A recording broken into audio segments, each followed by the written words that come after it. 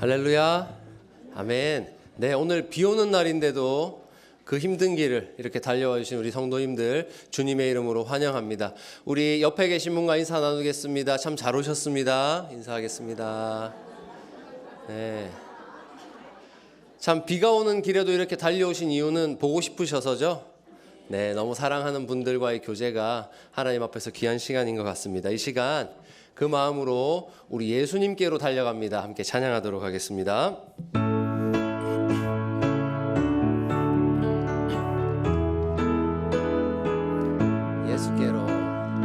예수께로 가면 나는 기뻐요. 걱정 근심 없고 정말 즐거워. 예수께로 가면 나는 기뻐요. 나와 같은 아이 부르셨어요. 예수께로 가면 맞아주시고 나를 사랑하사 용서하셔요. 예수께로 가면 나는 기뻐요. 나와 같은 아이 부르셨어요. 예수께로 가면 손을 붙잡고 어디서나 나를 인도하셔요. 예수께로 가면 나는 기뻐요. 나와 같은 아이 우리 후렴 다시 고백합니다. 예수께로 가면 나는 기뻐요. 나와 같은 아이 부르셨어요. 아멘. 우리 계속해서 죄에서 자유를 얻게 하면 함께 찬양합니다. 죄에서 자유를 얻게 함은 보혈의 능력, 주의 보혈. 시험을 이기고 승리하니 참 놀라운 능력이로다. 주의 보혈 능력이 또다. 주의 피 믿으오. 주의 보혈 그 어린 양의 매우 귀중한 피로다. 육체의 정욕을 이길 힘은 보혈의 능력, 주의 보혈. 정결한 마음을 얻게 하니 참 놀라운 우리 3절 고백합니다. 눈보다 더 희게 밝히는 것 보혈의 능력, 주의 보혈. 날마다 모든 것 밝히시니 참 놀라운 능력이로다.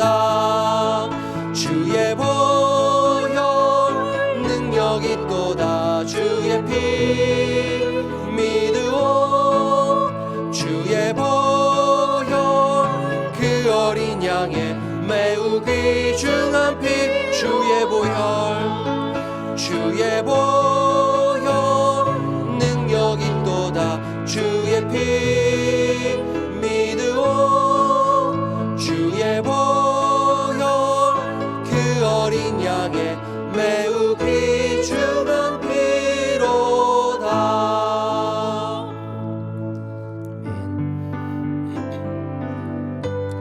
오늘도 우리 아버지의 품을 사모하면서 계속 찬양하겠습니다. 아버지여 이 죄인을 용납하여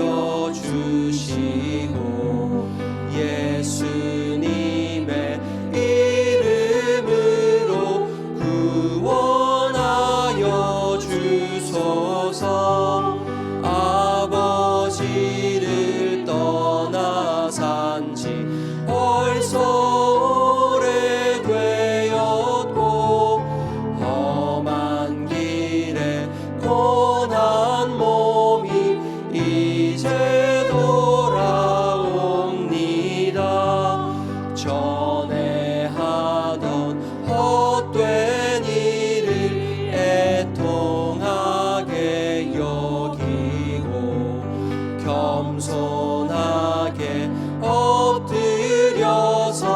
용서하심 빕니다.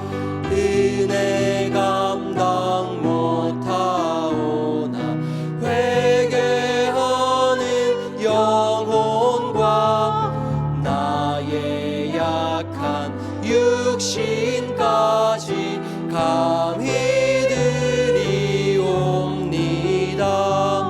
나의 죄를 사하시려 주님 죽으셨으니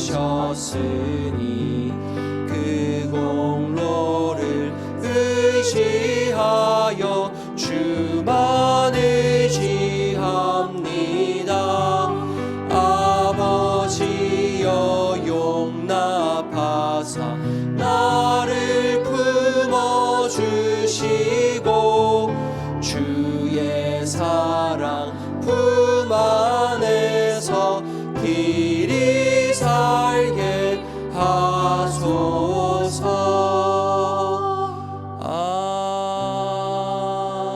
아멘. 이 시간 우리 대표에서 이창규 장로님께서 기도하시겠습니다. 사랑의 아버지 하나님, 오늘은 샘물교회의 살림샘 늙은이들이 주님 그리워 한자리에 모여 주님께 특별한 예배를 드리고 있사옵니다.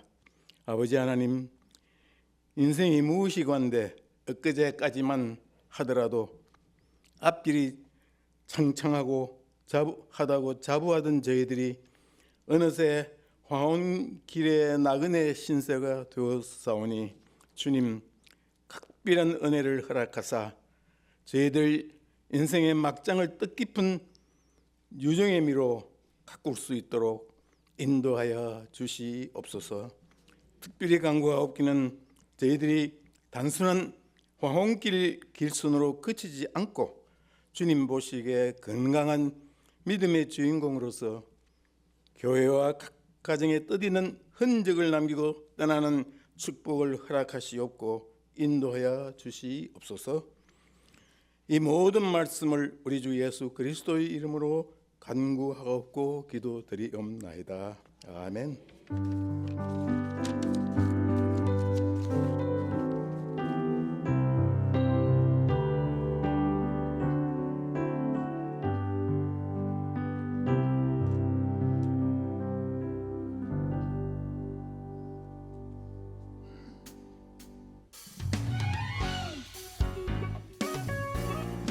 4월 9일 샬롬샘 소식입니다. 4월 23일 목요일 다산 생태공원으로 봄 소풍을 떠납니다. 오늘부터 다음 주까지 목자님을 통해 신청해 주시기 바랍니다. 신앙의 유산, 입술에 머금은 말씀을 작품으로 만드는 시간을 가집니다. 준비된 용지에 암송하고 계신 말씀과 함께 암송하게 된 상황이나 관련 이야기를 간략하게 기록해 주시기 바랍니다. 샘물의 다음 세대에게 귀한 유산이 되리라 믿습니다. 지금까지 샬롬샘 소식이었습니다. 네, 몇 가지 광고만 더 드리겠습니다.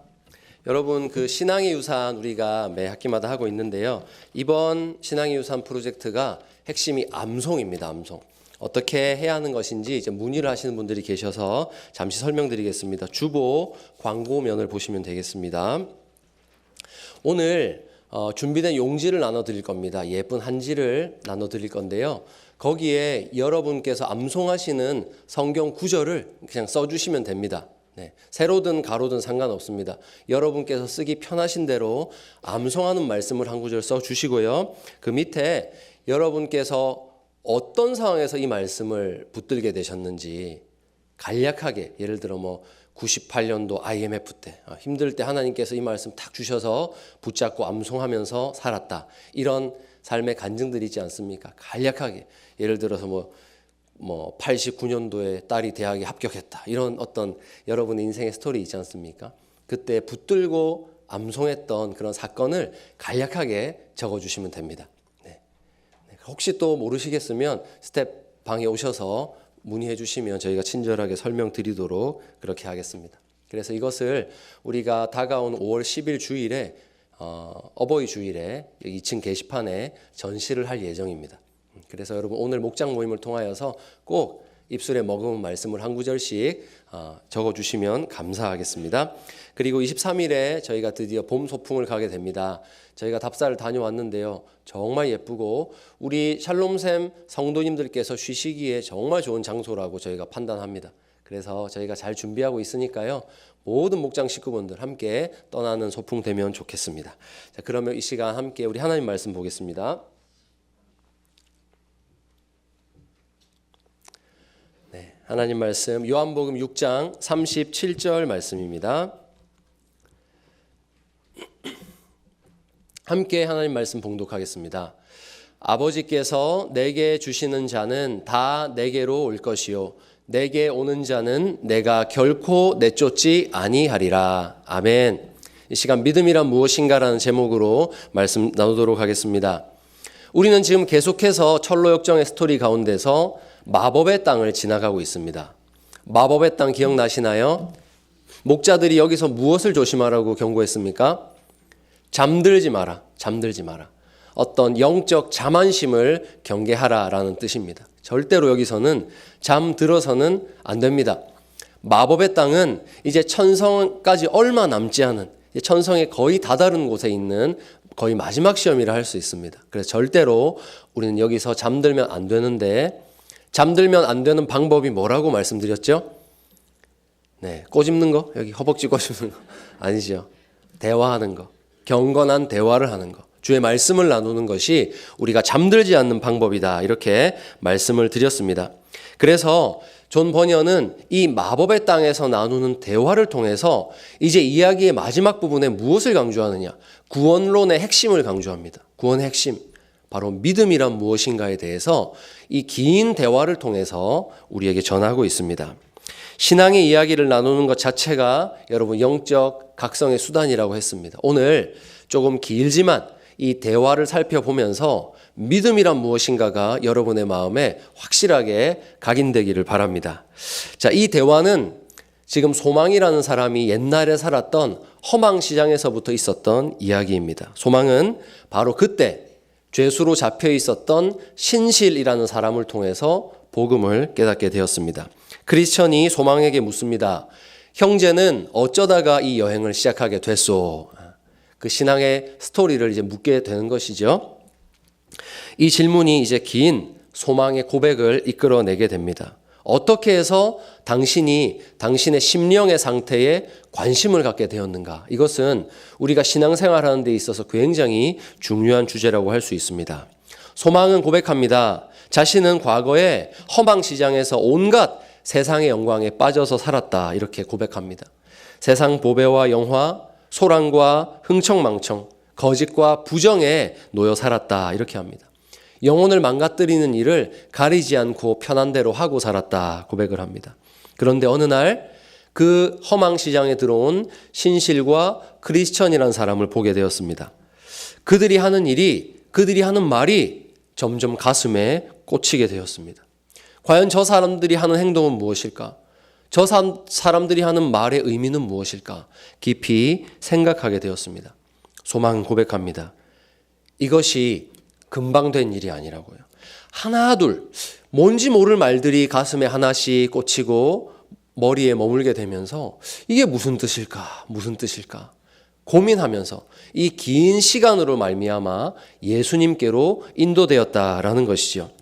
처음에는 마음이 불편했다고 합니다.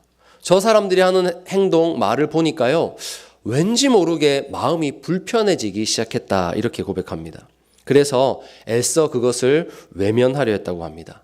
사랑하는 여러분, 하나님을 알아가는 과정은 쉽지 않습니다. 떠먹여주는 것이 아닙니다. 오래 참고 기다리는 시간이 반드시 필요합니다.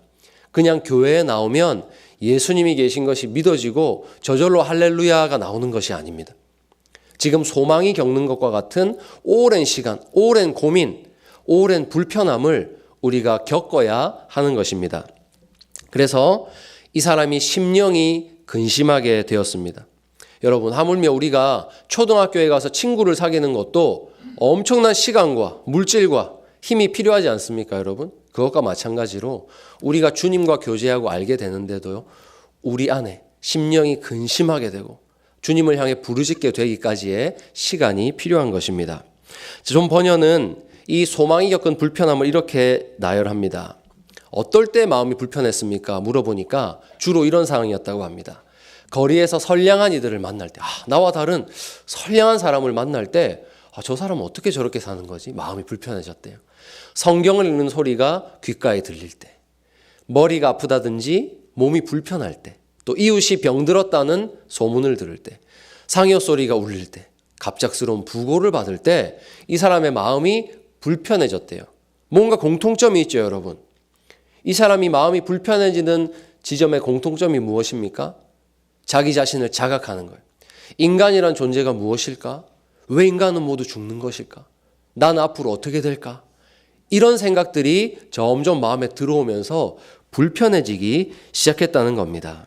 이것이 바로 하나님께서 심령 가운데 일으키시는 역사라는 것을 여러분 기억하시기 바랍니다. 그냥 불편함을 남기고 찜찜하게 그냥 내 마음을 잠시 스쳐 지나가는 생각들이 아닙니다. 하나님은 바로 심령이 이렇게 근심하게 만들어서 우리의 보배가 되시는 예수님을 발견하게 하시려는 것입니다. 소망은 처음에는 그것이 하나님이 일으키신 역사인 줄 몰랐다고 합니다. 그냥 마음이 불편하니까 그냥 술 한잔하고 술 한잔에 털어버리고 친구들과 좋은 곳에 여행을 가고 재미있는 이야기를 나누고 그렇게 찜찜한 생각들은 털어버리고 그냥 오늘 하루를 즐겁게 살자라고 생각했다고 합니다. 그런데 이것이 성령님께서 일으키시는 역사다라는 것을 캐치하는 사람은 주님이 나를 부르시는구나 하고 주님께로 나아오게 되는 것이죠. 그래서 요한복음 16장 8절은 말씀합니다. 함께 하나님 말씀 읽어봅니다. 그가 와서 죄에 대하여 의에 대하여 심판에 대하여 세상을 책망하시리라. 아멘. 성령님이 일으키시는 역사라는 거죠. 우리 마음에 있는 불편함, 그 따가움, 죄책감 이런 것들은 성령님께서 우리를 책망하심으로써 우리의 심령이 근심할 때에 누구에게로 달려가야 하는지 그것을 발견하게 하시려고 일으키시는 역사라는 것입니다. 사랑하는 여러분, 이 책망을 받는 여러분 되시기를 축복합니다. 책망 없이는 우리는 그리스도를 찾지 않습니다. 책망 없이는 우리는 우리의 삶에 만족하기 때문입니다. 참된 회심은 내가 먼저 예수님을 찾아가는 것이 아닙니다. 성령 하나님께서 오셔서 내 심령을 근심하게 하심으로 내가 하나님 앞에 얼마나 비참한 존재인지를 깨닫게 하심으로 우리의 생명 되시는 예수님을 발견하게 하시는 데서 시작되는 것입니다. 그분이 우리에게 찾아오시면 즐겁던 일이 불편해지기 시작합니다. 편안하게 했던 행동들이 점점 죄책감이 들기 시작하고 어려워지기 시작합니다. 예배 가운데, 삶 가운데에 갑작스럽게 이런 심령의 변화를 느끼신 분들께서는 그것을 억누르지 마시고 그것을 그냥 친구들과의 시간에 술 한 잔에 털어버리지 마시고 주님께로 나아오시기를 축복합니다. 소망은 이런 죄의식이 찾아온 뒤에 이것을 자기의 힘으로 고쳐보려고 했답니다. 내가 이런 말씀을 들었으니까 한번 내 삶을 바꿔보자. 열심히 노력했습니다. 죄를 피하고 어울려 놀던 친구를 피하고 기도하고 성경을 읽으면서 눈물로 회개하기까지 했답니다. 이웃에게 진리를 전하는 신앙 행위도 열심히 했다 고백합니다. 크리스천이 묻습니다. 그랬더니 마음에 평안이 오던가? 잠깐 그랬죠. 잠깐 그랬다는 겁니다. 여러분, 왜 이 평안이 지속되지 않았을까요? 그것은 자기의 힘을 의지했기 때문입니다. 자기의 힘으로 율법의 저주에 맞서 싸우려고 하다 보니 이길 수가 없는 것이죠. 아무리 회개하고 오늘부터 선한 삶을 살아야지 노력하더라도 이전에 지었던 수많은 죄가 해결이 되지 않는 것입니다. 오늘까지 선량한 삶을 살았다고 해도 그냥 오늘 밤에 한 가지 실수, 죄를 지어버리면 그 죄 때문에 멸망하는 것이 자기 자신이라는 것을, 우리 인간의 한계라는 것을 이 소망이 깨달았다는 것입니다. 우리의 의는 다 더러운 옷 같다는 것을, 그래서 율법 앞에서, 하나님의 그 율법 앞에서는 그 무엇도 나를 스스로 구원할 수 없게 만든다는 것을 소망이 깨달은 것이죠. 여러분, 이것이 율법의 기능입니다. 성령 하나님께서 우리의 심령을 근심하게 하실 때 거울과 같이 우리의 심령을 보여주시고 그 앞에 서 있는, 하나님의 말씀 앞에 서 있는 우리 모습 보여주십니다. 너무나 비참한 것이죠. 하나도 하나님의 말씀에 순종할 수 없는, 그 말씀을 지키고 살지 못했던 우리의 모습을 성령님 보여주십니다. 그래서 로마서는 이렇게 말씀합니다. 그러므로 율법의 행위로 그의 앞에 의롭다 하심을 얻을 육체가 없나니 율법으로는 죄를 깨달음이니라. 죄를 깨닫고 그것을 내 힘으로 극복해 보려 하는데 수없이 비춰지는 그 율법의 거울 앞에서 내가 어느 한 군데도 피할 수 없다는 것을 이 사람이 알게 되는 것입니다. 많은 초신자들이 이 단계에서 포기해 버립니다. 하나님께 용서받고 구원받고 이제 믿음 생활할 줄 알았는데 성경을 펼쳐서 읽기 시작하니까 괜찮았던 내 마음이 너무 불편해지는 거예요. 이런 말씀도 있었어? 하나님 이런 것도 싫어하셔? 생각해 보니까 내가 그거 다 어기고 살았던 것이죠. 그러니까 아이고 나는 안 되겠구나. 나 같은 사람은 애초에 이 길로 들어서면 안 되는 거겠구나 하고 성경책을 덮어버리게 됩니다. 여러분, 그러나 이 책이 말하는 것은 절망하는 것이 오히려 올바른 방향이라는 것입니다. 여러분, 절망해야 됩니다. 그런 절망이 없으면 예수님을 찾지 않습니다. 정확한 진리입니다. 그래서 여러분, 우리가 성경 말씀이 우리로 절망하게 하는 것, 그것은 자연스러운 반응이라는 것을 꼭 기억하시고 포기하지 마시기를 바랍니다. 여러분, 잠깐 오는 평안으로는 우리는 서지 못합니다. 우리의 뿌리가 흔들려야 됩니다. 하나님을 의지하지 않고 나 자신을 믿고 살았던 내 삶의 뿌리가 흔들리고 뽑혀야만이, 철저하게 절망해야만이 우리는 예수님께로 옮겨갈 수가 있는 것입니다. 소망은 결국 신실 형제에게 속마음을 털어놓았다고 합니다. 신실 형제는 이렇게 말했습니다. 죄를 알지도 못하는 분의 그 의로움을 우리가 덧입지 않는 이상 온 세상이 우리를 도와준다 해도 가망이 없습니다. 이런 진리를 전해주었습니다. 크리스천이 묻습니다. 그때 그 말이 옳게 들리던가? 물어본 것이죠. 여러분, 심령의 변화가 일어난 사람은요, 이 말을 옳게 듣습니다. 죄가 무엇인지 알지도 못하는 사람이 존재할까요, 세상에? 여러분처럼 인생을 이제 많이 살아보신 분들은 아무리 선량한 사람이라 할지라도 그 사람이 죄 없는 사람일 거라고는 생각 안 하시죠. 얼마나 많은 죄들이 순간순간 우리를 스쳐 지나가고 넘어집니까? 죄 없는 사람 없다는 거 여러분 아십니다. 그런데 이 신실이란 형제가 소망에게 말해주었대요. 우리에게 유일한 소망이 있는데 그것은 죄가 무엇인지도 모르는 그분이 갖고 계신 의로움을 우리가 덧입는 것밖에 없습니다. 이렇게 전했더니 그 말이 믿어지느냐는 말이죠. 여러분, 심령의 변화가 일어난 사람은 그 말씀이 믿어지기 시작합니다. 열심히 노력해서 내가 내 인생 바꿀 수 있다라고 믿던 시절엔 이 말씀 못 믿습니다. 그런데 뿌리채 내 삶이 흔들리면서 내가 하나님 앞에서는 절대로 내 힘으로 설 수 없구나 절감하는 사람은 붙잡게 됩니다. 그런 분이 계시다고요? 그런 분을 소개해 주세요. 알고 싶어요. 절박한 심정으로 그분에게 나아가게 됩니다. 하지만 정말 어딘가에는 단 한 번도 죄를 짓지 않은 이가 있겠구나 싶던가, 그분이 누구신지, 어떻게 하면 그분께 힘을 얻어서 의롭게 될 수 있는지 신실 형제에게 물어봤나? 심령의 변화가 있는지를 계속해서 체크하는 겁니다. 그러자 대답합니다. 지극히 높으신 하나님 우편에 앉아 계신 주 예수님이 바로 그분이시라고 신실 형제가 가르쳐 주었습니다. 그분은 세상에 계시는 동안 수많은 역사를 일으키신 분이라고 들었습니다. 고난받으시고 십자가에 달려 돌아가셨다는 사실을 믿기만 하면 그분께 기대어 의로워질 수 있다고 신실 형제가 나에게 복음을 전해 주었습니다. 그래서 신실 형제에게 물어봤습니다. 어떻게 그분의 의로움이 하나님 앞에서 다른 이들을 의롭게 할 수 있습니까? 여러분, 이거 궁금하지 않으셨어요? 예수님이 의로우신 건 알겠습니다. 그분이 죄인이 아니신 건 알겠어요. 그런데 어떻게 그분의 의로움이 내 것이 되는가에 있어서는 이건 난제입니다. 어떻게 그렇게 될까요? 사랑하는 자녀에게 내 모든 것을 주고 싶으시잖아요, 여러분. 주고 싶지만 줄 수 있는 방법이 없어요. 어떻게 주는지를 몰라요. 내가 대신 아파주고 싶고 슬픔을 겪어주고 싶지만 그렇게 할 수가 없잖아요. 그런데 예수님이 가지신 그 의로움이 우리 같은 죄인에게 어떻게 전해질 수 있느냐? 이것은 풀 수 없는 문제입니다. 그래서 이것도 이 소망이라는 사람이 궁금했죠. 우리도 똑같이 제일 궁금하고 이해가 안 되는 부분입니다. 그런데 여러분, 성경이 뭐라 하는 줄 아십니까? 예수님은 스스로 전능하신 하나님이신데 자기 자신을 위해서가 아니라 내게 그럴 만한 자격을 주시려고 수치스러운 죽음마저 마다하지 않고 받아들이셨다. 성경은 그렇게 말합니다.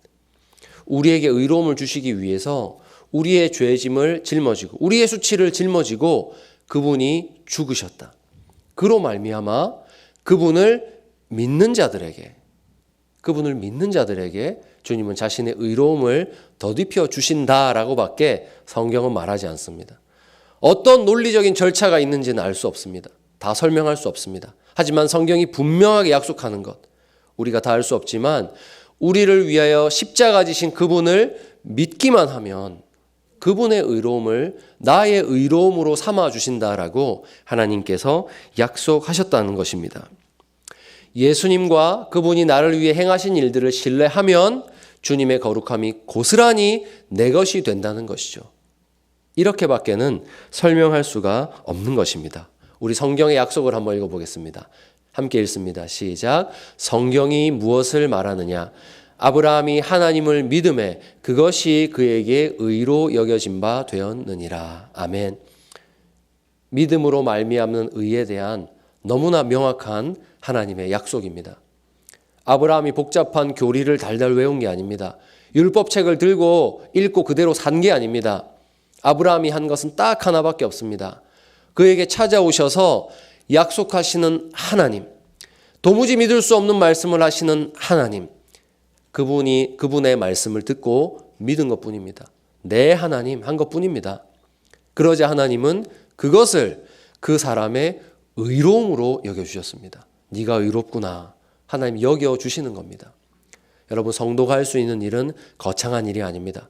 하나님이 말씀하실 때, 그 말씀이 들려올 때 예 하나님 대답하고 그 말씀을 받는 것, 여러분 그것이 우리의 의로움이 됩니다. 그리고 계속해서 대화를 이어갑니다. 신실 형제가 뭐라던가, 그러니까 바로 주님이 나를 부르셨다는 거예요. 여러분, 듣기만 해서 되는 게 아니죠. 신실 형제에게 주님이란 분이 계시다라는 것을 듣는 데서 그쳐서는 안 됩니다. 신실 형제가 다음 스텝을 알려주죠. 자, 형제님, 이제 예수님께로 당신이 달려가야 됩니다. 그분에게로, 당신을 의롭게 하실 그분에게로 달려가야 됩니다. 라고 가르쳐 주었습니다. 직접 만나보라고 하는 겁니다. 예수님에게 관한 책을 주면서 찾아가도 괜찮다고 격려해 주었습니다. 그래서 그러면 내가 주님께 찾아가면 그 앞에서 내가 뭘 해야 됩니까? 물었습니다. 그랬더니 무릎을 꿇고 엎드려서 온 마음과 정성을 다해 하나님께서 친히 임해 주시기를 구하라 라고 신실 형제가 가르쳐 주었습니다. 그러자 소망은 다시 부탁합니다. 네, 알겠습니다. 그러면 내가 어떻게 그분께 간구해야 되는지를 좀 가르쳐 주십시오 하니까 기도문을 하나 가르쳐 주었다고 합니다. 책에 나오는 기도문인데요. 제가 한번 읽어드리겠습니다. 함께 하실 수 있는 분들은 한번 읽어보시면 좋겠습니다. 시작. 하나님, 이 죄인을 불쌍히 여겨주셔서 예수 그리스도를 알고 또한 믿게 해주십시오. 주님의 의로움을 덧입지 않으면 죽을 수밖에 없다는 걸 잘 알고 있기 때문입니다. 하나님은 자비로우신 분이고 더 나아가 저처럼 불쌍한 죄인을 위해 외아들을 아낌없이 내어주셨음을 듣고 배웠습니다. 저는 정말 죄인입니다. 주님, 이렇게 찾아왔으니 은혜 베푸셔서 내 영혼을 구원해 주십시오. 독생자 예수 그리스도의 이름으로 기도합니다. 아멘. 이렇게 기도하라고, 이렇게 주님 앞에 은혜를 간구하라고 신실 형제가 가르쳐 주었습니다. 따라했나? 수없이요. 결국 아버지께서 독생자를 보내주셨나? 처음에는 아니었어요. 이게 중요합니다, 여러분. 이 기도한다고 그냥 눈앞에 예수님이 느껴지고 막 마음속에 기쁨이 솟아나는 것이 아니라는 것입니다. 이 대화가 참 중요한 것 같아요. 자, 그래서 어떻게 했나 물어보니까요. 2번, 3번 기도했답니다. 그런데 그렇게 기도해도 마찬가지였다는 거죠. 이것이 무엇을 말하느냐? 영접 기도가 공식이 아니라는 겁니다. 여러분, 우리가 복음을 듣고 영접 기도하면 공식처럼 우리가 하나님 자녀 되는 것이 아닙니다. 하나님은 인격이시고 살아계신 분이시고 공식으로 우리를 구원하시는 분이 아닙니다. 진정으로 회개하는 심령을 우리 하나님이 받아주신다는 것을 여러분 믿으시기 바랍니다. 소망은 솔직히 고백합니다. 그래서 어떻게 했습니까? 신실히 묻자 막막했다라고 고백합니다. 아무리 기도해도 하나님이 자기에게 오시지 않는 거예요. 막막했습니다. 그러면 집어치울 생각이 들지는 않던가? 수백 번도 더 들었죠. 그런데 왜 포기하지 않았지? 라고 묻습니다. 그래서 이렇게 대답합니다. 신실 형제의 말이 사실이라고 믿었기 때문입니다. 여러분, 이게 중요합니다. 수없이 하나님을 찾고 기도해도 응답하시지 않는 하나님. 이 정도 되면 하나님은 없는 분이구나 할 수 있잖아요. 그런데 왜 떠나지 않고 끝까지 그 응답이 없는 힘겨운 자리를 지켰습니까? 내가 들은 말이 진짜라고 믿어서. 이게 그냥 허황된 말이 아니라 정말로 나를 구원할 수 있는 메시지라고 들려서 내가 이 말씀에 한번 삶을 걸어봐야겠다. 내가 이 정도에서 물러날 수 없다.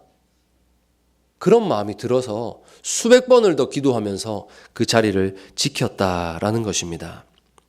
그리스도의 의로우심에 힘입지 않으면 세상이 다 힘을 합쳐도 나를 구원할 수 없다는 것을 알기 때문에, 내가 무릎 꿇어야 될 자리는 이 자리밖에 없기 때문에, 다른 데서는 구원이 없다는 것을 나도 모르게 벌써 알아버렸기 때문에 그 자리를 지킨다는 것입니다. 그래서 아버지께서 아들을 보내주실 때까지 꾸준히 기도했습니다. 이렇게 대답합니다.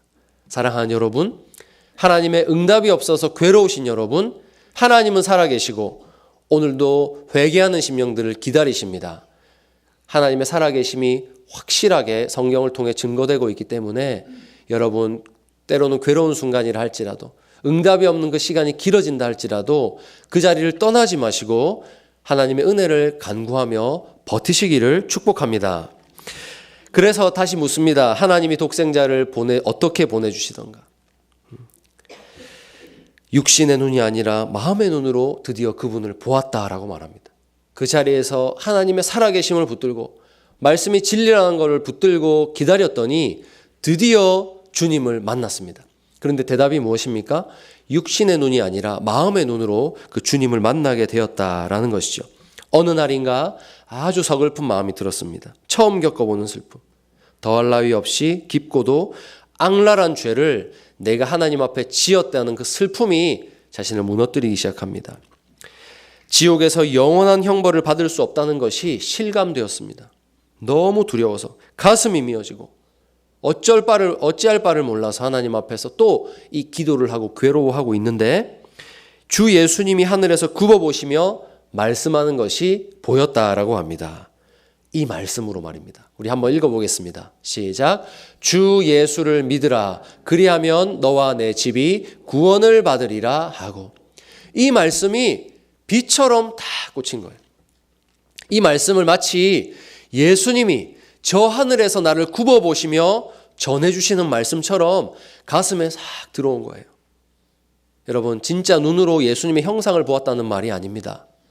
이 말씀이 예수님의 음성으로 들렸다는 것입니다. 살아계신 하나님의 말씀으로 들렸다는 것입니다. 냉큼 대답할 수밖에 없었죠. 그러나 주님, 그 말씀 너무 감사한데요. 저는 너무나 크나큰 죄인입니다. 저 같은 사람이 이 말씀 듣고 주님께 가도 됩니까? 라는 이 불편한 마음이 또 올라왔습니다. 그러자 예수님이 그러시더군요.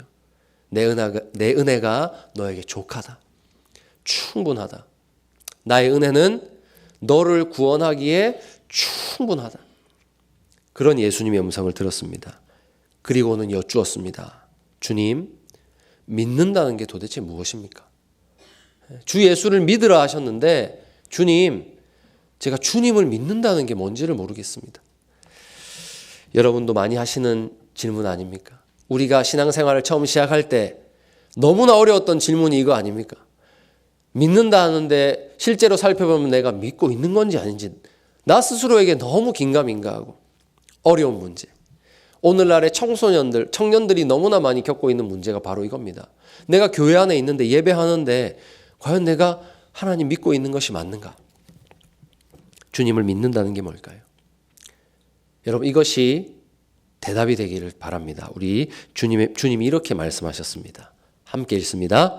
예수께서 이르시되 나는 생명의 떡이니 내게 오는 자는 결코 줄이지 아니할 터이요 나를 믿는 자는 영원히 목마르지 아니하리라. 아멘.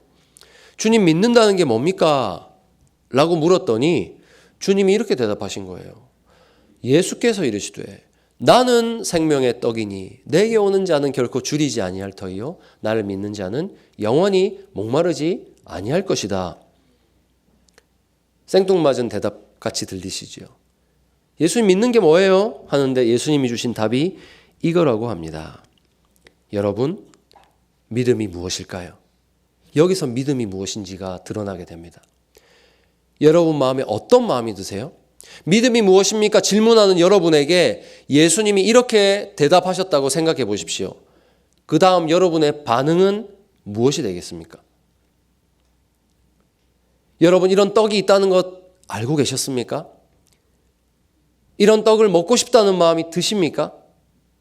이런 물을 내가 마셔야겠다는 생각이 드십니까? 세상 사람들은 허황되다 할 겁니다. 이런 게 어딨어? 그러나 예수님께서 부르신 사람은요, 이런 떡이 있었구나. 내가 이 떡을 먹어야 살겠구나 하고 어떻게 할까요? 간다는 겁니다. 주님, 그 떡을 내가 좀 먹어야 되겠습니다. 그 물을 내가 좀 마셔야 되겠습니다. 하고 주님께로 간다는 것입니다. 여러분, 믿음이 무엇입니까? 믿음은 그분께 나아가는 것입니다. 이 말씀을 들었을 때 주님이 떡이시라고요? 저 그 떡을 먹겠습니다. 주십시오. 하고 주님께로 가는 겁니다. 어떻게 가는지는 모르겠어요. 가서 어떤 떡이 내 앞에 있을지는 모르겠어요. 주님이 그 떡이라 하시니까 주세요 하고 가는 겁니다. 주세요. 여러분, 이것이 믿음입니다. 믿음이 없으면 달라 할 수 없습니다. 믿음이 없으면 달라고 주님께 갈 수가 없습니다. 믿음은 주님께로 가는 겁니다. 그러니 가는 자, 주님께로 가는 자, 그것을 먹겠다고 하는 자, 그 사람이 바로 믿는 자입니다. 눈물이 왈칵 쏟아졌습니다. 아, 내가 믿음이 있었구나. 내가 믿는 것이었구나. 그토록 주님 만나기를 소원하고 수백 번을 더 기도하고 기다리면서 그 사람이 마음에 가졌던 게 뭡니까? 주님 만나고 싶다는 거잖아요. 주님께 가고 싶다는 거잖아요. 깨달은 거예요. 내게 믿음이 있었구나. 난 믿음이 없는, 주님께 구원받을 수 없는 죄인이라 여겼는데 그 생명의 떡이신 주님의 말씀을 들었을 때 먹고 싶은 마음이 생겨서 그분께로 가겠다 말하는 내 모습을 볼 때 뭐예요? 믿음이 있었구나. 주님 나에게 믿음 주셨구나 깨달았습니다. 주여, 정말 저처럼 커다란 죄인도 용납하고 구원해 주십니까? 주님의 음성이 들리기 시작합니다. 그것이 오늘의 본문입니다. 우리 다시 한번 믿음으로 한번 읽겠습니다. 시작. 아버지께서 내게 주시는 자는 다 내게로 올 것이요 내게 오는 자는 내가 결코 내쫓지 아니하리라. 아멘. 주님이 생명의 떡인 줄을 몰라서 안 가는 겁니다. 그러나 주님의 백성들은 그분이 생명의 떡이신 줄을 알고 그분께로 나아갑니다. 어떤 죄를 지었든지 어떤 더러움과 어떤 문제가 있든지 그분이 나의 생명의 떡임을 알고 나아가면 주님은 나아오는 그 사람을 자기의 백성이라고 인정하시고 그 누구도 내쫓지 않으십니다. 사랑하는 여러분, 이것이 바로 복음입니다. 이것이 바로 믿음입니다. 다시 여쭤봤습니다. 주님, 그렇다면 저의 믿음이 진정 주님께 토대를 두고 있는 진정한 믿음이 맞습니까? 물었더니 주님께서 여러 가지 말씀들을 생각나게 하시는 거예요. 예수님이 죄인들을 구원하기 위하여 세상에 오셨다. 예수님은 율법의 마침이 되셔서 우리를 율법의 저주에서 구원해 내셨다. 이런 예수님에 대한 말씀들이 하나 둘 생각나기 시작하면서 그렇구나. 예수님에 대한 나의 믿음이 성경적이구나. 바른 믿음이구나 라는 것을 증거하기 시작했습니다. 성령 하나님께서 알게 하신 것이죠. 여러분, 우리 주 예수님은 오직 성경이 증거하는 예수님이십니다. 그 성경이 증거하는 예수님을 만날 때 우리의 믿음의 토대는 굳건하다라는 것을 기억하시기 바랍니다. 그러니 예수님을 인격적으로 받아들여서 의로워져야 하고 거룩한 피로 죄를 깨끗이 씻어야 한다는 것을 이 소망이란 사람은 금방 알게 되었습니다. 그제서야 옆에 있던 크리스천이 말합니다. 그리스도께서 형제의 영혼에 찾아오셨구려. 올바른 믿음이란 겁니다. 올바른 신앙의 여정을 걷고 있더라는 겁니다. 사랑하는 여러분, 한번 생각해 보시기 바랍니다. 여러분의 신앙의 여정에 이런 과정이 있었습니까? 우리의 신앙 여정에 이런 과정이 있어야 합니다. 사람마다 시기는 다르고 주님께서 하시는 말씀은 다르겠지만 이와 같은 과정이 있어야 합니다. 철저하게 절망하게 되는 것. 나 같은 죄인이 주님께로 가도 되는지 의문하는 것. 그리고서는 복음의 빛을 받고 그분이 나의 생명 되심이 믿어지기 시작하면서 주님 그것 좀 달라고 주님께로 나아가는 이 과정들이 우리의 구원의 여정에 있어야 합니다. 사랑하는 여러분, 복음은 자신이 괜찮다라고 스스로 여기는 사람에게는 들리지 않는 것입니다. 그래서 복음은 비밀입니다. 달리 감추어져서 비밀이 아니라 자기가 괜찮다라고 생각하는 사람은 아무리 성경 말씀을 들추어 봐도 자기가 죄인이라는 걸 알지 못합니다. 자신에게 주님이 필요하다는 사실을 알지 못합니다. 자신의 파산을 깊이 자각한 사람만이 그리스도를 향해 나아갈 수 있습니다. 소망은 바로 그 자리에서 복음을 들었던 것입니다. 여러분, 이제 우리가 앞에 나누었던 이야기들을 종합하면서 한번 질문 드려보겠습니다. 성도가 하나님 앞에 나아갈 때 응답이 없어도 견딜 수 있게 하는 힘은 무엇이었습니까, 여러분? 성령님이 일으키신 두려움으로 말미암아 하나님 앞에 나아갈 때 그분이 살아계시다는 믿음, 그것이 견디게 합니다. 그분은 나를 반드시 받아주실 것이라는 믿음, 그것이 우리를 견디게 합니다. 다른 곳에는 구원이 없다는 절박함, 아무리 응답이 없어도 나는 죽어도 여기서 죽겠다라는 절박함, 그것이 우리 주님을 만나게 하는 믿음입니다. 이것이 참된 믿음이 가져오는 끈질김입니다. 소망이 포기하지 않은 것은 자신의 의지가 강력해서가 아닙니다. 그리스도의 의로움에 힘입지 않고서는 나에게 소망은 없다. 이것을 알았기 때문입니다. 그래서 죽어도 난 여기서 죽겠다 하고 주님 앞에서 버텼던 것입니다. 기도에 응답이 없을 때 우리는 하나님이 안 계신 것이 아닌가 생각합니다. 그러나 믿음의 사람은 응답이 없어도 은혜의 보좌 앞으로 찾아가서 버팁니다. 사랑하는 여러분, 고난 중에 계신 여러분, 하나님의 응답이 없는 것은 하나님이 안 계시다라는 뜻이 아닙니다. 내가 죽어도 여기서 죽겠다라는 믿음으로 은혜의 보좌 앞으로 나아가는 여러분 되시기를 축복합니다. 이제 이 마법의 땅에서 계속해서 다음 장면이 이어지게 됩니다. 여러분, 참 놀라운 것은 아직까지도 마법의 땅이라는 거예요. 대화가 참 길었잖아요. 그런데도 마법의 땅입니다. 마법의 땅이 꽤 넓은가 봅니다. 이 소망이 질문합니다. 이제 우리 마법의 땅을 지난 것이 아닐까요? 라고 하니까 크리스천이 대뜸 자네 이 대화가 지겨운가? 이렇게 물어보더라고요, 책에서. 아직 마법의 땅이 좀 남았습니다. 자, 이렇게 이야기를 서로 대화를 마치고 주변을 둘러보니까 무지라는 사람이 뒤를 쫓아오고 있습니다. 무지라는 사람이 뒤를 쫓아오고 있는데 이 사람은 쉴 새 없이 저 천국 문을 향해서 걷고 있는 사람입니다.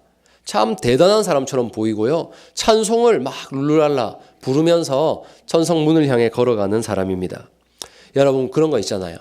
지금 크리스천과 소망은 굉장히 힘들게 시험을 통과하면서 힘겹게 순례길을 걷고 있잖아요. 누가 봐도 아주 힘든 나그네 행색입니다. 그런데 누군가는 노래를 부르면서 룰루랄라 걷는다? 둘 중 하나입니다. 이 사람이 지금 가짜거나 아니면 정말 진짜거나 둘 중 하나입니다. 정말 내가 할 수 없는 하나님의 은혜를 누리고 있거나 둘 중 하나겠죠. 그런데 여러분, 주로 여기서의 대답은 뭐냐면 그런 사람은 없어요. 가짜예요, 가짜. 나와 달리 막 하루 종일 찬송을 부르면서 기쁨만 누리면서 천국 가는 사람은 아무도 없습니다. 지금 무지는 이 크리스천과 소망이 걸어가는 순례길에 있어서 올바르지 못한 길을 걸어가는 사람에 대해서 설명하고 있습니다. 크리스천이 물어봅니다. 도대체 당신은 무슨 생각을 하며 걷습니까? 물어보니까 이 사람이 나는 하나님과 하늘나라에 대해서 생각합니다. 심지어 나는 하나님을 위해서 내 모든 것을 포기할 수 있습니다. 이렇게 고백을 합니다. 대단한 사람 같죠? 그래서 다시 물어봅니다. 크리스천이. 그러면 당신이 그렇게 생각하는 근거는 무엇입니까? 하니까 내 마음이 그렇게 말하고 있대요. 내 마음이. 그게 뭐예요? 진짜로 하나님을 위해서 뭔가를 다 드려본 적은 없어요. 그런데 내 마음이 난 다 드릴 수 있는 사람이야. 이렇게 말한대요. 그래서 나는 하나님께 내 자신을 다 드린 사람입니다. 이렇게 뻥을 치고 다니는 거죠. 가짜입니다. 가짜. 무지는 여러분 거짓말쟁이가 아닙니다. 자기 스스로를 속이고 있는 거예요. 뭐에 속고 있죠 지금? 자기 마음에 속고 있는 거예요. 이 무지의 문제는 자기가 정말로 그렇게 느끼고 있다는 게 문제입니다. 사랑하는 여러분, 성경이 경고합니다. 만물보다 거짓되고 심히 부패한 것이 우리의 마음이다. 성경이 분명히 경고합니다. 내 마음을 믿어서는 안 됩니다. 내 마음이 나를 꽤 좋은 사람이라고 하는 거 믿으면 안 됩니다, 여러분. 자네 마음대로, 크리스천이 말합니다. 그렇다면 자네가 그렇게 마음을 믿고 있으면 자네 마음대로 내가 도둑이냐고 한번 물어보게. 자네 마음이 나를 보고 도둑이라 하면 내가 도둑이 되는가? 재미있는 질문이죠, 여러분. 그 사람 마음이 나를 보고 도둑이라 하면 내가 도둑이 됩니까? 아니죠. 마음을 믿어서는 안 된다는 겁니다. 하나님의 말씀이 증명해 주시지 않는다면 다른 증거는 소용이 없는 것일세. 이렇게 대답합니다. 여러분, 오늘날 많은 사람들이 이렇게 말합니다. 나는 꽤 착하게 살고 있어. 이 정도로 살면 인생 잘 산 거고 나중에 뭐 신이 있다면 내가 그 앞에 서서도 별로 부끄러움이 없겠어. 난 괜찮아. 이렇게 살아가는 사람들이 많습니다. 여러분, 이것이 바로 무지의 신학입니다. 무지의 신학. 자기의 마음을 믿는 거죠. 자기가 꽤 괜찮다고 누가 판단했습니까? 자기가 판단했잖아요. 하나님이 판단하신 게 아닙니다. 자기가 판단하니까 꽤 괜찮아 보이고 인생 살아가는 모습이 좋습니다. 평안합니다. 그러나 여러분, 우리가 심판대 앞에 설 때는 내 마음으로 평가받는 거 아닙니다. 하나님의 말씀 앞에서 우리는 판단받게 되는 것입니다. 무지는 말합니다. 내가 선한 생각을 품는 게 그게 곧 선한 마음 아닙니까? 하나님 보시기에 이게 선한 마음 아닐까요? 선한 마음과 선한 행동을 하고 있잖아요. 크리스천의 핵심을 짚어냅니다. 선한 마음이라는 것은 선한 생각을 품고 선한 인생은 하나님의 계명에 따라 사는 것이라고. 그러니까 선한 마음을 품는다고 그것이 선한 마음이 아니라 하나님의 계명에 따라 살아야 선한 것이라고 이렇게 말합니다. 여러분, 이 대화에서 핵심은 선함의 기준이 무엇인가입니다. 선함의 기준. 여러분, 제가 오늘 교회를 오다가 교회 앞에 떨어진 쓰레기를 주웠습니다. 선한 행동입니까? 선하지 않은 행동입니까? 선한 행동입니다. 예, 선한 행동이 있죠. 참 착하죠. 예. 제가 오늘 오다가 또 넘어지려고 하신 어떤 분을 보고 부축해 드렸습니다. 선한 행동입니까? 아닙니까? 선하지요. 무지라는 사람은 내가 이렇게 살아가면 하나님 보시기에도 이거 선한 거 아닐까? 라고 생각한다는 거예요. 그런데 여러분, 선함은 이런 단순히 도덕적인 착한 것을 의미하지 않아요. 선하다라는 것은 어떤 본질적인 탁월함에 대한 것입니다. 여러분, 우리 집에 강아지를 한 마리 데려왔어요. 그런데 강아지가 짖기 시작하는데 야옹야옹 짖어요. 여러분, 이게 뭡니까? 이게 바른 것입니까? 강아지의 본질에 맞는 것입니까? 한참 잘못된 거죠. 강아지가 야옹하면 걔는 지금 굉장히 정체성에 문제가 있는 거예요. 어디 데려가야 돼요, 병원에. 이거는 선함이 아닌 거예요. 강아지가 뭐 나쁜 짓을 한 게 중요한 게 아니라 멍멍해야 될 강아지가 야옹야옹 하면 이건 선한 게 아닌 거예요. 맛있는 귤을 샀어요. 상큼하고 달콤한 맛을 기대하고 귤을 먹었는데 거기서 토마토 맛이 나는 거예요. 이게 선하지 않다는 거예요. 귤은 먹었을 때 어떤 맛이 나야 됩니까? 귤 맛이 나야죠. 그게 선함이에요. 오늘 하나님께서 우리에게 요구하시는 선함이 이런 겁니다. 본질, 선함의 본질. 그것은 바로 하나님입니다. 하나님. 하나님의 말씀이 선함의 기준이 됩니다. 그래서 이렇게 말합니다. 성경과 똑같은 관점으로 나를 볼 때에야 나를 선하게 판단하는 거예요. 성경을 딱 가지고 나를 봐야 그게 내가 올바르게 나 자신을 보는 길입니다. 꽤 착한 일 했다고 선한 사람 아닙니다. 성경 앞에서 나를 봐야 됩니다. 그래서 성경이 말씀합니다. 의인은 없나니 하나도 없으며 마음으로 생각하는 모든 계획이 항상 악할 뿐임을 보시고. 이게 성경이 보는 우리입니다. 내가 나를 볼 때는 꽤 착하잖아요. 괜찮잖아요. 근데 성경을 놓고 하나님의 눈으로 나를 볼 때 이렇게 보인다는 거예요. 아무리 찾아보셔도 하나님 보실 때 의인이 한 명도 없대요. 그 사람의 마음들을 속속들이 들여다보시니까 그 마음 속에 악한 것 뿐이래요. 여러분, 그렇다면 선함은 무엇입니까? 여기서의 선함은 무엇입니까? 내가 죄가 없다 말하는 게 선함이 아니에요. 그러면 내가 어떻게 이 죄를 털어버리지? 그게 선함이 아니고요. 이 말씀을 그대로 받는 게 선함입니다. 하나님, 그렇군요. 저는 제가 꽤 괜찮은 사람인 줄 알았는데 의인은 없나니 하나도 없다 하시는 그 말씀에 저도 포함됩니다. 하나님, 저는 죄인입니다. 이것이 하나님 앞에 선함입니다. 남을 많이 도와주고 헌금 많이 하고 봉사 많이 하는 것이 선함이 아닙니다. 하나님이 나를 보시는 그대로 나를 인정하는 것, 내가 죄인임을 고백하는 것, 그것이 하나님 보실 때 선하다 하는 모습입니다. 그러니 번연이 지금 폭로하고 있는 무지의 가장 심각한 오류가 무엇입니까? 자기 자신을 죄인이라고 보지 않는다는 거예요. 하나님은 의인이 없다 하시는데 나는 선량하다. 왜? 내 마음이 착한 생각을 자꾸 만들어내니까. 이것이 바로 하나님 앞에 볼 때의 죄고 부패한 것이에요. 선함이 하나도 없는 그런 모습입니다. 여기서 우리는 무지의 오류를 정확히 짚습니다. 그리스도께서 죄인들을 위해 돌아가셨다는 사실을 이 무지라는 사람은 믿어요. 믿는데요. 겉으로 볼 때는 우리와 전혀 다를 게 없어요. 그런데 그 죽음이 나 자신을 위한 것임을 몰라요. 그게 무지입니다. 나에게 예수님이 필요하다는 사실을 모른다는 것이 무지입니다.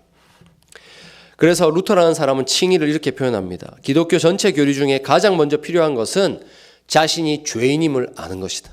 이 말씀 딱 들을 때 내가 바로 죄인이다라는 것을 아는 게 중요한 겁니다. 그게 하나님 앞에 선함입니다. 죄인임을 모르는 사람에게 구세주는 필요 없습니다. 의사가 필요한 사람은 어떤 사람입니까? 내가 아프다는 걸 아는 사람이 의사를 찾게 됩니다. 그러니 무지는 뭘 모릅니까? 내가 아프다는 걸 몰라요. 내가 죄인이라는 걸 모릅니다. 그것이 무지입니다. 그러니 그리스도라는 의사가 필요하다는 것을 모릅니다. 그리스도의 이름을 알고 들었고 그분이 위대하시다는 것을 압니다. 성경을 달달 외웁니다. 죄인을 위해 죽으셨다는 것도 압니다. 그런데 그 죄인이 나라는 것을 모릅니다. 그것이 무지입니다. 인간을 의롭게 하는 참다운 믿음은 율법의 그늘 아래서 구원받는 가망이 나에게 전혀 없다라는 것을 깨닫는 데서 시작이 됩니다. 그걸 모르고 하는 순종은 순종이 아닙니다. 아무리 선한 행동을 해도 사람들이 말하는 선한 행동을 해도 그것이 하나님 앞에 선할 수가 없는 이유는 자기 자신이 벌써 스스로를 죄인이라고 모르는 사람이 하는 행동이기 때문입니다. 그런 행동은 하나님 앞에 선할 수가 없는 것입니다. 그래서 빌립보서 3장 9절은 말씀합니다. 내가 가진 의는 율법에서 난 것이 아니요 오직 그리스도를 믿음으로 말미암은 것이니 곧 믿음으로 하나님께로부터 난 의라. 이 의를 덧입지 않고서는 나에게 소망이 없다. 이것이 하나님 앞에 선한 모습입니다. 소망은 바로 이 의를 하나님께로부터 받았습니다. 무지는 자기가 생산하려고 했습니다. 이것이 차이입니다. 그래서 무지는 깜짝 놀랍니다. 맙소사. 그렇다면 인간의 공로가 없어도 그리스도가 이루신 역사로 충분하다라는 사실을 믿으란 말입니까? 나 이렇게 열심히 착하게 살고 있는데 이게 아무 소용이 없다고요? 예수님만 믿으면 된다고요? 난 그런 예수님 못 믿어요. 난 그런 예수님 못 믿는다고. 무지가 펄쩍 뛰기 시작합니다. 그랬다가는 내가 착하게 살지 않아도 예수님 믿으면 구원받는다고 교회가 전했다가는 아마 세상은 온통 죄 짓는 사람뿐일걸요? 무지가 말합니다. 여러분 어떻게 들리세요?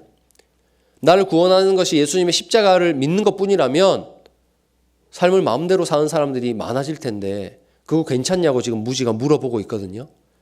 여러분 어떠세요? 세상이 망가질까요? 오직 예수님만 믿는 사람들이 세상에 많아지면 세상이 완전히 무질서하게 무너질까요? 아니죠. 여러분 교회를 보시면 알잖아요. 교회는 무질서하지 않습니다. 왜 그럴까요? 무지가 지금 한참 잘못 생각하고 있다는 겁니다. 무지는 참된 은혜를 경험해 보지 못해서 그래요.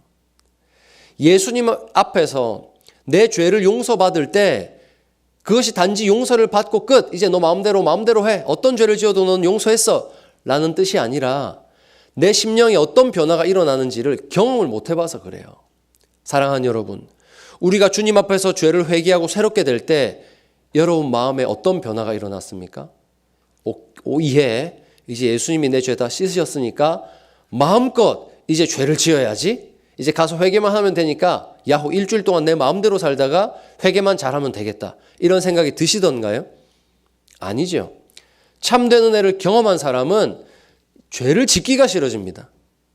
죄를 짓는 것이 두려워집니다. 그것이 얼마나 주님의 마음을 아프게 하는지를 알기 때문입니다. 그러니 무지라는 사람이 하는 말은 허무맹랑한 말이죠. 진정한 믿음이 무엇인지를 모르는 사람의 말입니다. 참된 은혜를 경험한 사람은 거룩을 갈망하게 됩니다. 확실합니다, 이것. 성령님이 들어오셔서 그 사람을 다스리기 시작하시면 그 사람은 방종할 수가 없습니다. 정말로 주님 앞에 죄를 용서받은 사람은 거룩을 갈망하고 하나님을 기쁘시게 하는 삶을 살기 위해서 열정을 가지고 노력하게 되는 것입니다. 이것이 참다운 변화입니다. 여러분, 그러니 소망이 이제 간증하는 것과 무지가 생각하는 것은 완전히 다릅니다. 소망에게 물어봤어요. 소망에게는 어떤 변화가 있었는가? 이전의 삶이 부끄러워지고 후회하게 되었대요. 주님 만나고 보니까 이전의 삶이 너무나 부끄러웠다는 거예요. 나 잘 사는 줄 알았는데, 꽤 괜찮은 사람인 줄 알았는데 어찌나 이전의 삶이 부끄러운지. 그리고 예수 그리스도의 아름다움만을 찬송하는 마음이 솟아났대요. 이전에 나를 자랑하는 것들, 나를 세상 가운데서 높여주는 것들이 막 배설물처럼 여겨졌대요. 그거 하나도 중요한 거 아니구나. 나 그것 하나라도 더 얻기 위해 달렸는데 가장 아름다운 분은 예수님이셨어. 예수님만 자랑하고 찬송하게 되었대요. 거룩을 갈망하고 주의 이름을 높이고자 하는 열망이 솟아나서 정말로 내 자신을 주님께 드리고자 하는 마음이 생겨나기 시작했답니다. 여러분, 참된 구원의 확신은 감정에서 시작된 게 아닙니다. 그리스도께 나아갈 때 성령님께서 변화를 일으키시고 그 변화가 내가 거룩을 갈망하는가, 이 변화가 내가 참된 믿음으로 살고 있다는 증거가 되는 겁니다. 사랑하는 여러분, 거룩을 갈망하십니까? 거룩하게 살기를 원하십니까? 이 변화가, 이 갈망이 여러분 삶 가운데서 솟아나게 되기를 축복합니다. 우리는 확인할 수 있습니다. 성령이 친히 우리의 영과 더불어 우리가 하나님의 자녀인 것을 증언하시나니. 참된 믿음으로 살아가는 사람은 마음속에 성령님이 살아계셔서 거룩을 갈망하게 하시고 우리를 대신하여 기도하시는 것을 깨닫습니다. 친히 내가 하나님의 자녀인 것을 증언해 주십니다. 나 주님, 저 주님 자녀 맞아요? 맞다는 것을 알게 해주세요. 그래서 여러분, 우리 성령님이 일으키신 사역이 이렇습니다. 믿음을 주시고 그때 성령님의 사역을 통하여서 우리가 주님의 자녀라는 것을 확신하게 됩니다. 오늘 제가 말씀드린 증거는 거룩을 향한 갈망이었습니다. 여러분, 우리가 참된 믿음으로 주님을 향해 나아가고 있다면 거룩한 갈망이 있는데 그 갈망이야말로 여러분들이 하나님의 자녀라는 증거입니다. 은혜를 받은 사람은 그 은혜 때문에 더 이상 마음대로 살 수 없게 됩니다. 자, 여기까지 대화를 하자 무지가 폭발합니다. 그렇다면 두 분은 두 분 믿고 싶은 대로 믿으세요. 나는 내가 믿는 대로 믿겠습니다. 이렇게 하고 대화가 끝이 납니다. 얼마나 딱한 노릇입니까? 여러분, 이것이 무지라는 사람이 가진 진면목입니다. 논리가 없는 게 아닙니다. 아주 똑똑합니다. 그러나 마음이 바뀌기를 거부하는 것이죠.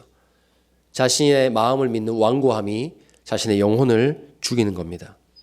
여러분, 우리가 믿는 데 있어서 가장 두려운 것은요, 확신이 없는 게 아닙니다. 잘못된 확신을 가지고 있는 게 제일 두려운 겁니다. 그게 사람을 구렁텅이로 빠뜨립니다. 무지는 끝까지 자기 확신에 차 있었습니다. 그래서 그리스도를 볼 수 없었습니다. 두 사람의 대화를 요약하면 이런 모습입니다. 소망과 무지가 어떻게 다르게 살아왔는지 이렇게 표를 통해서 알 수가 있고요.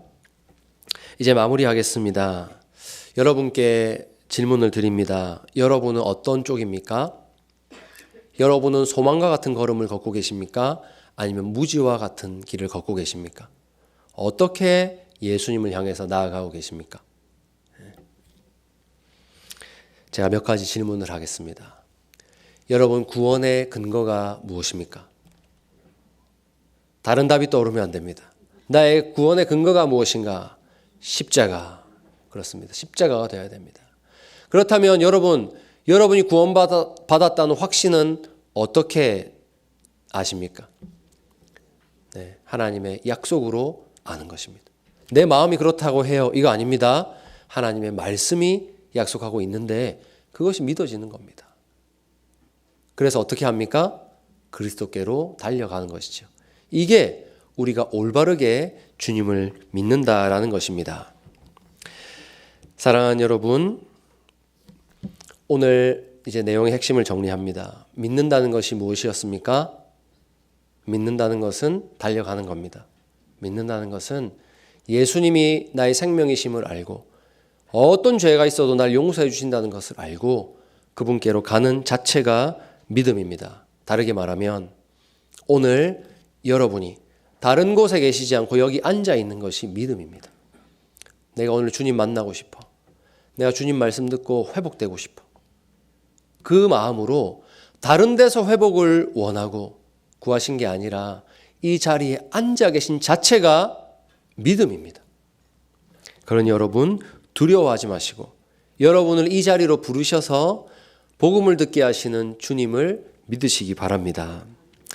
그래서 여러분 이제 여러분 마음에 소원이 있으면 좋겠습니다. 소원. 그것은 어떤 소원이냐? 그 안에서 발견되는 소원. 내가 이제 내 인생 주님 믿고 살아가는데 내가 내 인생 마치고 보니 다른 데서 발견되는 것이 아니라 내가 예수님 안에서 발견되고 싶다라는 소원.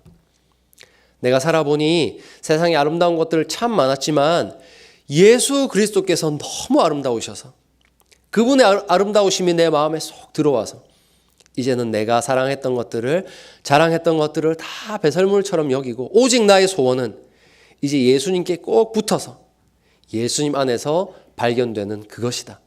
여러분 이것이 여러분 마음의 소원이 되기를 주님의 이름으로 축복합니다. 이 시간 말씀 생각하면서 한번 기도하면 좋겠습니다. 여러분 혹시 이 자리에 믿음이 없어서 흔들리고 계시는 분이 계십니까?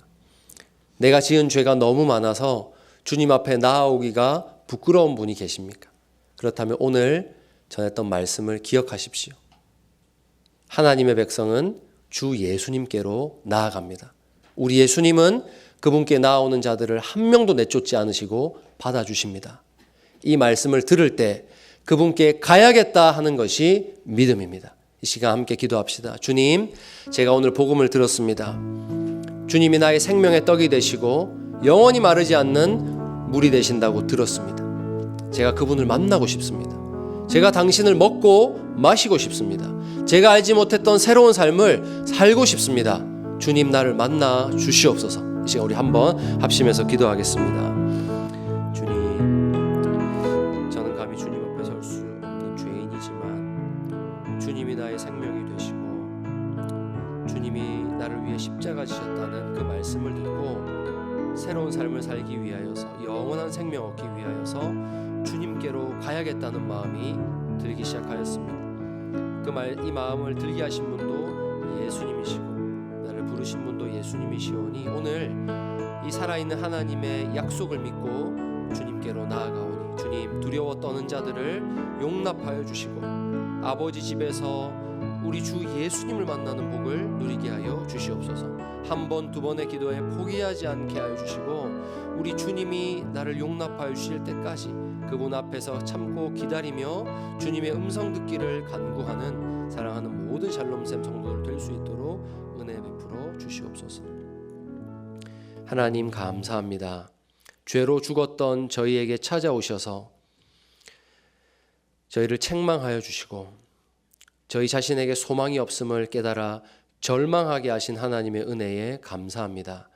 이제 눈을 들어 어디로 가야 할까 살펴볼 때에 우리의 생명이 떡이 되신 예수님이 계시다는 사실을 성경 말씀을 통해서 알게 하여 주시고 그 떡을 먹고자 하는 마음을 부어주심에 저희가 주님께로 달려갑니다.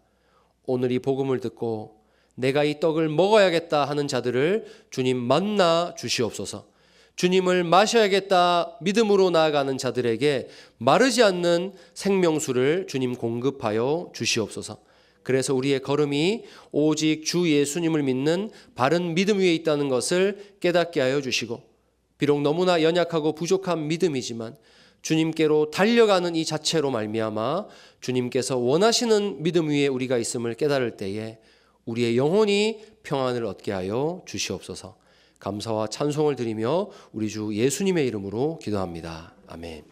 이제는 우리 구주 예수 그리스도의 은혜와 하나님의 사랑과 성령의 교통하심이 오직 우리의 소망은 주 예수님뿐임을 믿고 주님께로 달려가기를 소원하는 사랑하는 모든 샬롬샘 성도들과 우리 샘물교회 위에 지금부터 영원토록 함께 있을지어다. 아멘.